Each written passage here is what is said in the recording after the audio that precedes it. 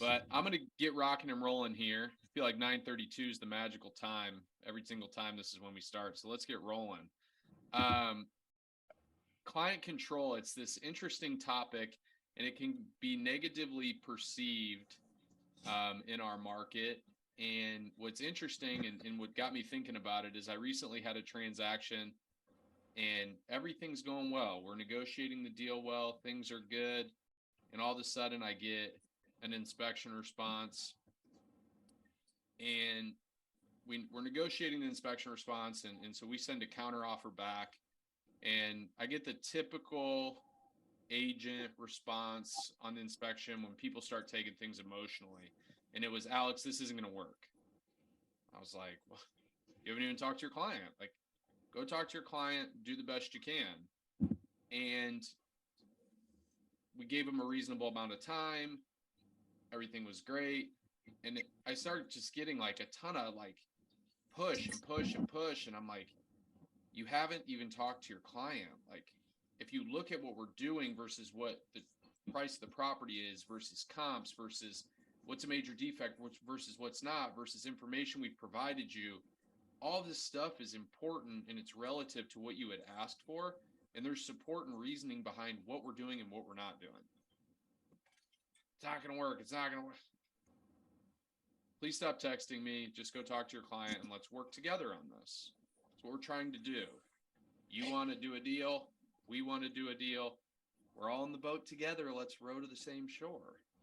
And I don't hear anything. And then at about 7 o'clock that night, I get a counter essentially re-asking for every single thing on the initial buyer's inspection response with a response deadline of like noon. And my client has a newborn. I've got twins, 6 months. I'm looking at my wife. She's like, "Are you kidding me?" And I'm like, I texted the agent and I said, "Hey, is there any reason we're trying to squeeze this out in such a tight window of time? And is there also a reason that your seller or your buyer has no give?" Alex, just get us a response. You can get it done. Thank you. Wow.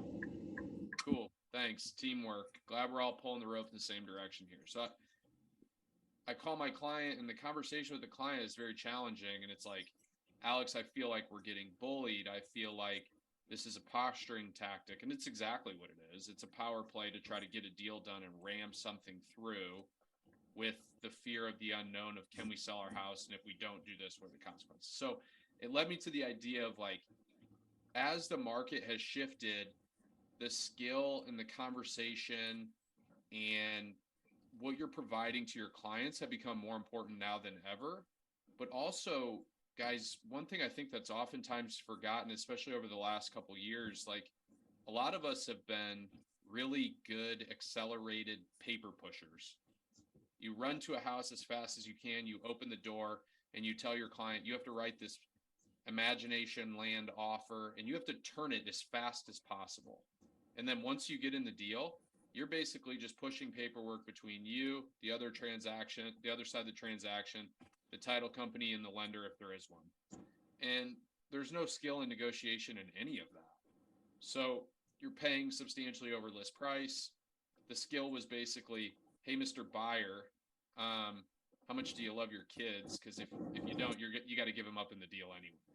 And you're just ramming these things through, and it's created this, again, it's a lack of skill of how to communicate and negotiate transactions with all the parties included.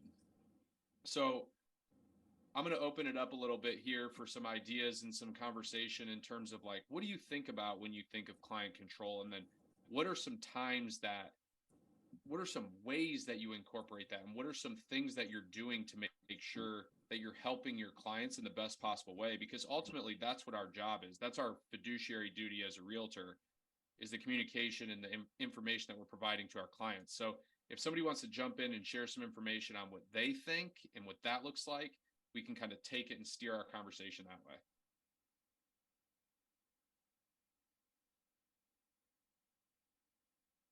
I can happily jump in and start quick. Not a earth-shattering thing, but um, one thing I've had a few challenging clients in the past year.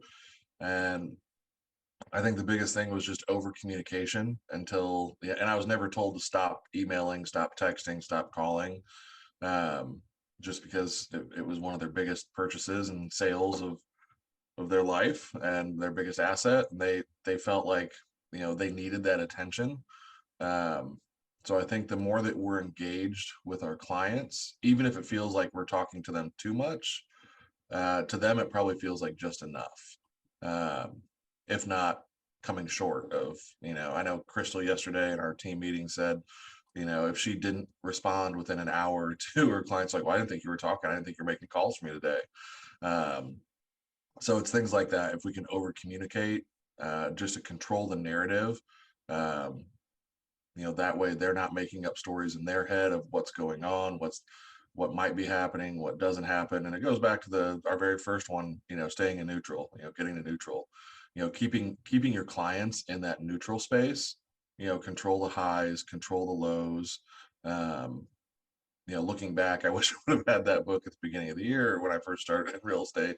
But just again, over communication and keeping everybody at neutral, I think has probably been my best attempt at client control this year. That's awesome. So, and I think it's important, guys. Like when we look at a lot of this, we all have the clients that come to us. I don't know anything. Can you please help us? We trust you. You were great with this client. You were great with that. Or we don't know anything. So we trust you. Please guide us in the direction. And that's easy and that's great because it's like that gives us a chance to showcase what we know and what we already do every single day. And there's a sense of client control in that because you're taking that deal and you're steering them you're steering that ship to the direction that they want with their best interest at heart, but also with your professional expertise pushed behind it. So that stuff, guys, easy is probably not the right word, but that's what you should be doing every day. We all have those clients that just are ruthless. And it starts off and it's like, I'm not going to do this. And they're the masters of telling you, I'm not doing this. And this is how this is going to go. And when I bought my last house and when I did this and my last realtor and that's the stuff that we look at when it's time, or it's the agent that's like, my client won't listen to me. My client, I've tried with my client. Can you please do this? Can you put it in the feedback? I've tried to do that. Those are the conversations that we're talking about right now. So when you get into the idea, Thano, of like over communication or trying to beat them to the punch, one thing I wrote down here is like those clients already have the next two steps of problems or, hey, the buyer's trying to do this to me and this is why they did that. Why are they trying to get back in the house? And it's taking that extra time to say, hey, Mr. Seller, the buyer's coming back into the house because they're within their inspection period. And this is why they're within their inspection period. And this is what we agreed to. And this, and that is what these things mean. And then when they push again, that's when we've earned the right and the privilege. They've hired us. They've given us the opportunity to do the job. If they're not going to listen to us the first time, that's when it's our job to take the reins of the transaction and be more than just the paper pusher that a lot of people in our industry tend to be. And those conversations can be very challenging. But one thing I wrote down here is true client control is knowing how to deliver the facts of the transaction and the facts of the situation at the right time in the right manner. So how I may deliver that message to Thano may be different than how I deliver that message to Nicole or Sarah, or it may be different how I talk to Drew. But that control is determined in what your learning phases are with that client, right? So if you're first walk into a house and you're given an opportunity to list a property and you try to take control right away, they may say, just get out, I'm going to call somebody else. But when you're building that relationship and you're building that rapport and you're helping them understand why things go a particular way and why you run your business a particular way, what makes you successful, what's led to your success in the industry over the last X amount of years. Here's why your friend said for you to call me. It helps break down the barriers and the insurmountables which then ultimately will help lead to developing those relationships to be stronger, but also success in the transaction, which ultimately you're looking for anyway. Who else has some stuff that they do with their clients that they've found to be helpful? Drew, I want you to jump in and share a little bit here if you could, because you're really good at this stuff. So I think the biggest thing, guys, is telling your story and setting the emotions up front when you meet the client for the first time. Who is Drew Schrader? Well, Drew is a husband to Lindsay. He's a dad to Grayson, Sullivan, and Addison. And I'm telling them who I am and what my priorities are. And and instead of just dropping everything that I'm doing to, they want to see a house. It's not a, when do you guys want to see it? I respond with, well, first of all, I'm looking up the house. A lot of people just jump to the schedule, but if you just take a little bit of time to research the house and see that they're not starting showings until Saturday, well, that's going to help you control that a little bit better. But I give them the times that I'm available versus letting them dictate, what I'm going to be doing. That's awesome. Again, I keep looking at my note sheet and this word communication keeps jumping out at me with all this other stuff around it. And, when you look at, you hear the conversation and you talk to realtors about building their business, you talk to some folks that say things like, oh man, I don't like working with buyers. I don't like listings. I hate conversations with sellers. Gosh, when you have to call about a price reduction, it's the worst. I've had people say things before like showing houses over $750,000 makes me so uncomfortable. Why? They're just people. We're all people. And you're hired to be helpful by those people because you're the expert in the room that's going to put them up in a position of success, right? So if that client hired you and said, I'm going to look at a house at $1 million and you're uncomfortable, you're doing them a disservice by driving to that house and opening the door because you're not giving them the highest level of performance for them, right? So the one thing that I think about is like when you're going through those things and you're trying to develop that relationship, you have to understand why that client needs the house that they need or why they need to move. And one of the things that's very helpful about client control is like understanding the punch list as to why somebody, let's just use the seller, for example. Why is somebody moving? Is it because we want a different house? Because we don't like our floor plan? Is it because there was a death in the family? Is it because there was a job transfer? And understanding, like getting all the way down into the core of what the true needs are. So when the seller's negotiating a deal and you're posturing and you're stuck over $1,000 because everybody's being pig-headed, frustrated, and challenging, it's your job as the realtor to go back to them and say, look, did you change your goals and not tell me? Your family needs to move to Texas in 30 days. This is the only offer you had on your property. And in 6 months, are you going to care about the $1,000 that it took to get your family to Texas under the timeline that you needed to get there? Well, let's think bigger picture, guys. This isn't a competition of me versus the realtor on the other side of the table, or you as the seller versus the buyer. This is a collective effort of everybody in the room. And so slowing that pace down and taking the emotion out of it, and then painting that picture of what they told you their ultimate goals to accomplish were, that's what your job is. That's what makes true negotiation. That's how you advance transactions, all of those things. And I've got a story. Drew's going to love this. We did a deal. The first transaction Drew and I ever did, I think it was in 2015. And my buyer was an appraiser and Drew's seller was an attorney. And my appraiser writes a lowball offer. We negotiate back and forth and we get the deal $5,000 apart. And Drew calls and he's like, can you get your buyer to chip in $1,500? My seller will come down $1,500. If you give in $1,000, I'll give in $1,000, and that's how we'll make up the $5,000. I'm like, I'm in, Drew's in, the seller's in, and I call my buyer. And he's like, I'm not doing that. I'm not doing it. He's like, you guys can all pound sand. I'm out of here. So he bails on the deal. $1,500, $400,000 deal. Crazy. So I'm like, Drew, I'm really sorry. I can't get my guy to do this. I don't know what the deal is. He's like, all right, well, if you guys want to come back, like, we're going to continue to try to sell it, but okay. So I'm sitting in Vegas. I'm at a convention. I'm listening to somebody speak, and it's like that aha light bulb moment. I leave the convention. I go out on the strip and I call my client and I said, Nick, I love you, man. I respect you a ton. You can fire me after this phone call if you'd like, but I've spent the last couple days and I can't get over how foolish it is for you to walk away from the house that you wanted to go buy with your family over $1,500. The mortgage, that's $7.50 a month on your down payment. It's like $300. This is ridiculous, and I just wanted you to know that.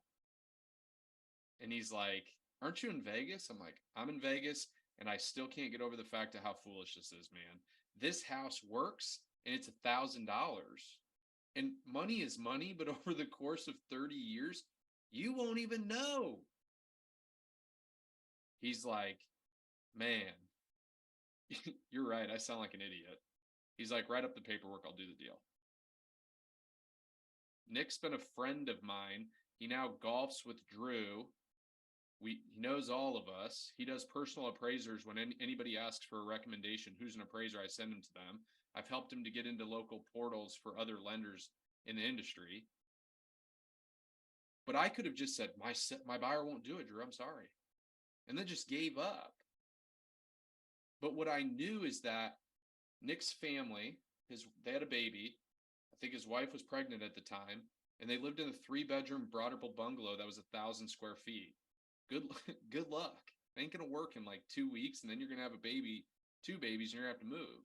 Might as well move now. And so, like, understanding those pain points and those reasons why people want to move are the true things that are going to help you have those conversations. When this agent tried to bully me and my client, she said, Alex, do you believe you have negotiated on our behalf as strong as you possibly can? And I said, wholeheartedly, undoubtedly, yes. I said, will you worry about the $1,500 in 6 months? And she said, no. And the husband in the background goes, I think we should just sign this. Why are they rushing us? I don't know. Doesn't matter. You're being rushed. Just sign it or don't. But if you don't, it's then our job to put out the risk factors that exist behind it. If you don't sign it, you have to release earnest money. You have to put the house back on the market. There's risk of this. There's risk of that. I'm not trying to be a fear monger. I'm just giving you the facts, because if we put it back on the market and the house doesn't sell, I want you to know that this is at your responsibility, and this is the decision that you made and a risk you wanted to take. Who else does some stuff like this? Who works on this stuff? Who loves this stuff? Who hates this stuff? Who doesn't like working with sellers? Who struggles with buyers? Somebody provide something in here that's helpful, and we'll kind of run with that. I've found in the last 2 years that actually doing the buyer presentations, or even listing if that's what it needs to be, but having those sit down conversations and explaining how the process is going to go and what they might see and what to expect sets you up for a much easier transaction than if you just see the house, write it, and then are flying by the seat of your pants through the whole transaction. That's awesome. And I think like one of the things that we haven't really done a very good job of, and I'm guilty of this too, is the market's required us to go so fast, explaining what the contract really means and where those risk factors tend to be. We recently had somebody call us on a deal that fell apart and the buyer forfeited earnest money. And a third party called and they're like, why did you do this? Here's why I did it. You want to read the contract together? Was this explained to the client? Yes. Well, why did they bail then? I think you're talking to the wrong person. Call your friend. Don't call me. And so a lot of people don't understand what the contract really says. So explaining those things up front and laying the land for your client puts them in a better position of success. And it is easier to go, hey, don't you remember when we talked about this? One thing you guys could be doing too is, like, I talk about this with our team. If there's less transactions happening right now, that means you have more time to spend with the clients that you do have. So one great touch point that you could be doing to set your clients up for success, especially your first-time buyers, first-time home buyers, you could be taking them and saying, hey, why don't you meet at my office? I know we're just getting started, or let's meet at a coffee shop, or let's meet for a beer.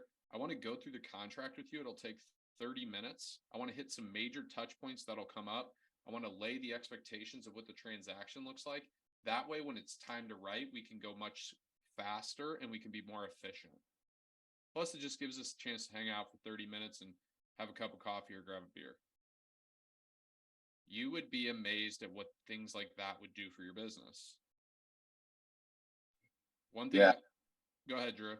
I think the second you guys get the referral or the opportunity to serve somebody, help them with their first home, sell their first home, whatever it may be, you need to set up that coffee, lunch, that beer immediately. Even if they say they're 3 to 4 months away, I think everybody can say that they've lost a deal.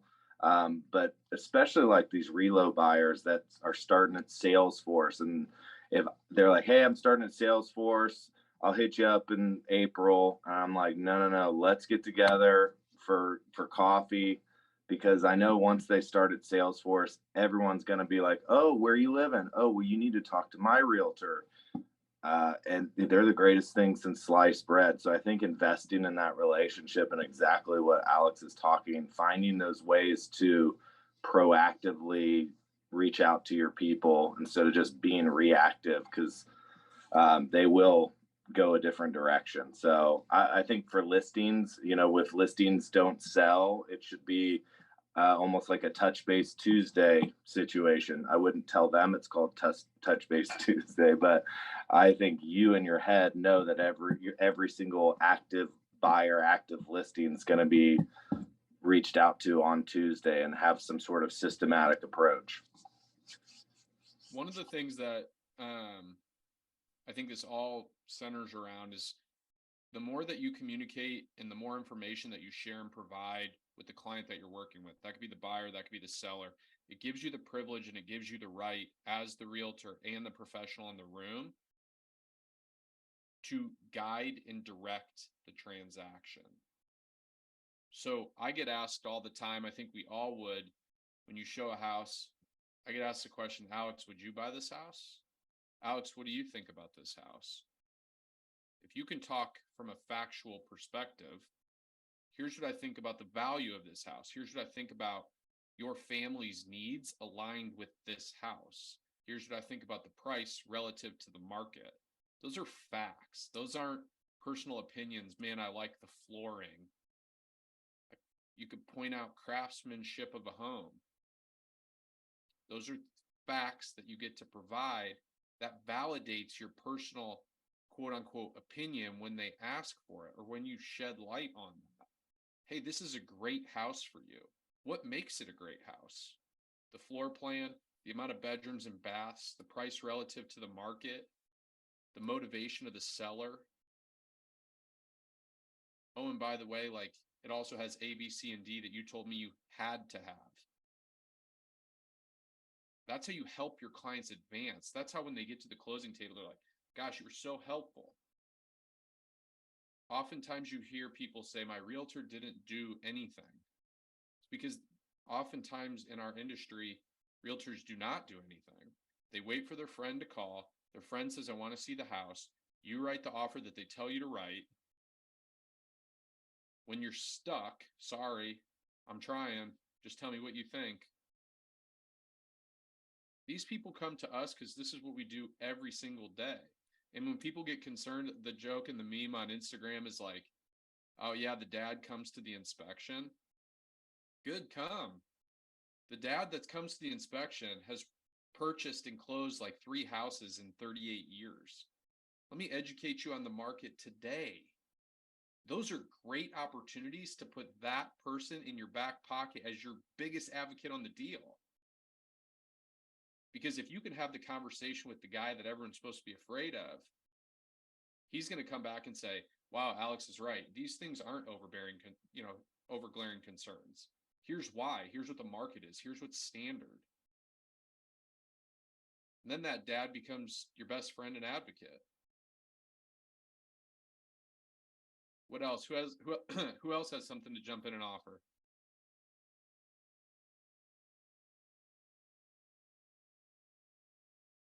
Man, quiet room today. The rain's got everybody down.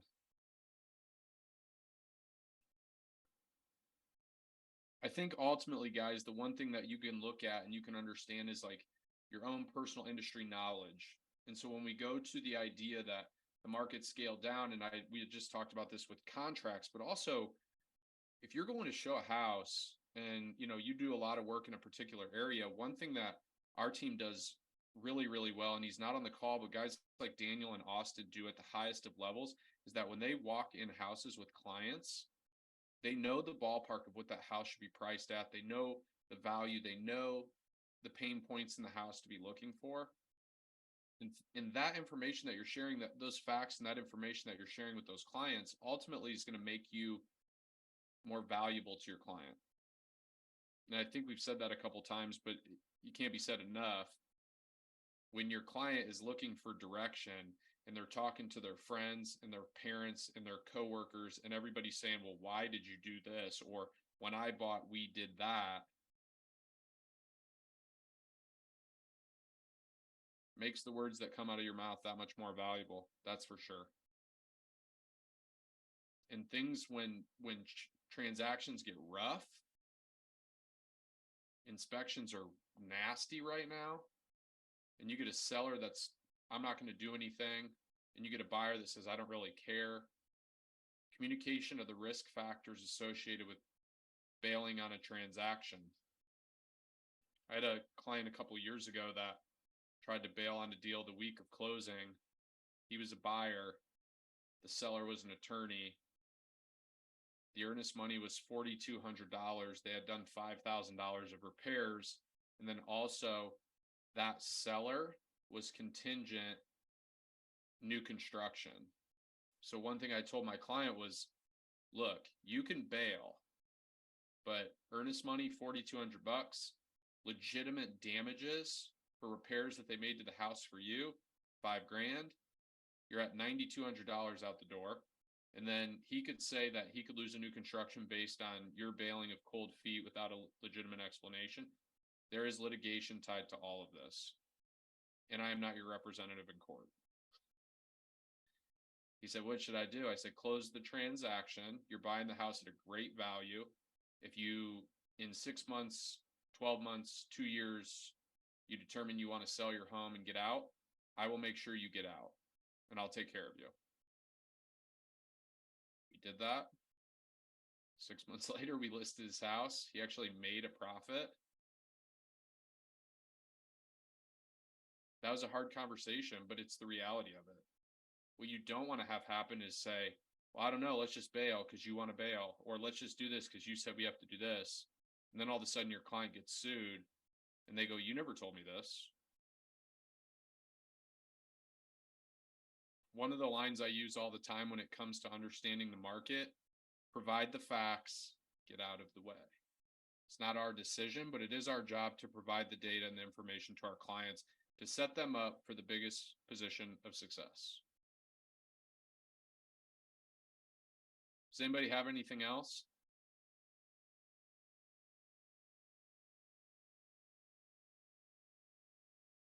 All right, quiet room today. Well, I appreciate everybody jumping in. We're going to cut things a little short today, but I think it's a good conversation that we've had. So I appreciate all of you jumping in. Our next call will fall after the new year, and we'll get you guys a consistent schedule and what that looks like moving forward through January, February, and the first quarter. And it will also be helpful in the alignment with any dynasty meetings in 2023 as well. So it will help you guys be a little more efficient with your time as well. So guys, thank you so much. I appreciate all your support. Drew, go ahead. The one that's speaking at the Northside MyBor on January 11th. I am speaking at the Northside MyBor on January 11th. Thank you for the reminder. Yeah. It's from 2 to 4 p.m. I think the panel starts at 2:30, and we'll be talking about market conditions and kind of working through the market. So it'll be a great event for you guys all to come to. I'll get that information to you and Drew, and we can share it with all of you guys. Not today, so. Awesome. Guys, thank you so much. You have a happy holiday season, and we will see all of you after the first of the year. And just remember, the work you do today, tomorrow, and before the rest of the holidays is what's going to tee up your first and second quarter of the year. So go out there, prospect your clients, work super hard, and also enjoy the holiday season.